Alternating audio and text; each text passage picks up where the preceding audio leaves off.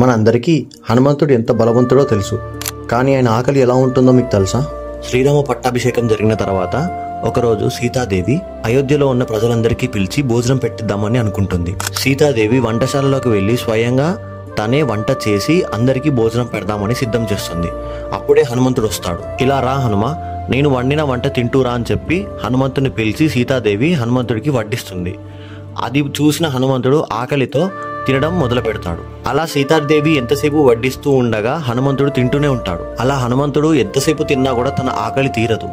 దీంతో వంటశాలలో ఉన్న భోజనం మొత్తం అయిపోతుంది. ఏం చెయ్యాలో తెలియని సీతాదేవి శ్రీరాముడి దగ్గరికి వెళ్ళి, స్వామి, నేను ఇలా వంట చేశాను, కానీ హనుమంతుడు ఒక్కడే మొత్తం తినేస్తున్నాడు, నేనేం చేయాలో నాకు అర్థం కావట్లేదు, ఎంత తిన్నా తన ఆకలి మాత్రం తరుగుతలేదు అని చెప్పి అంటుంది. దానికి శ్రీరాముడు చిరునవ్వుతో, దేవి, హనుమంతుడు పరమశివుడి అంశ, ఆయన ఆకలి ఎలా ఉంటుందో నీకు తెలీదా? ఒక పని చెయ్యి, నువ్వు హనుమంతుడి వెనుక వైపు ఉండి ఆ పరమశివుడిని ఒకసారి తలుచుకొని ఆఖరి ముద్ద హనుమంతుడికి పెట్టు.